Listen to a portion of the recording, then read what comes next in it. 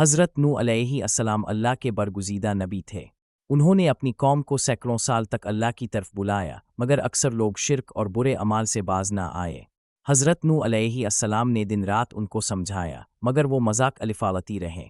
جب حضرت نوح علیہ السلام کی قوم ہدایت نہ مان سکی تو اللہ تعالیٰ نے انہیں ایک بڑا طوفان بھیجنے کی خبر دی۔ اللہ تعالیٰ نے حضرت نوح علیہ السلام کو ایک کشتی بنانے کا حکم دیا۔ وہ کشتی بناتے رہے اور لوگ ان پر ہنستے رہے۔ جب طوفان کا وقت آیا تو اللہ کے حکم سے آسمان سے بارش برسنے لگی اور زمین سے پانی الفابلنے لگا۔ حضرت نوح علیہ السلام اپنے ایمان والوں اور جانوروں کے جوڑوں کے ساتھ کشتی میں سوار ہو گئے۔ طوفان اتنا شدید تھا کہ سب کچھ پانی میں ڈوب گیا۔ حضرت نوح علیہ السلام نے اپنے بیٹے کو بھی بلایا، مگر اس نے سوار ہونے سے انکار کیا اور پہاڑ پر چڑھنے لگا۔ مگر اللہ کا عذاب ہر سمت سے آیا اور وہ بھی غرق ہو گیا۔ حضرت نوح علیہ السلام کو اللہ کے فیصلے پر صبر کرنا پڑا۔ آخرکار جب سب کچھ تباہ ہو گیا تو اللہ تعالیٰ نے زمین کو حکم دیا کہ پانی جذب کر لے اور آسمان کو حکم دیا کہ بارش رک جائے۔ کشتی ایک پہاڑ پر آ کر ٹھہر گئی۔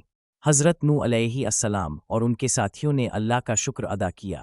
یہ ایمان افروز واقعہ ہمیں صبر، دعوت حق اور اللہ پر یقین کا درس دیتا ہے۔ ایسی مزید اسلامی کہانیاں سننے کے لیے ہمارے چینل اسلامی کو سبسکرائب کرنا نہ بھولیں۔ جزاکم اللہ خیر۔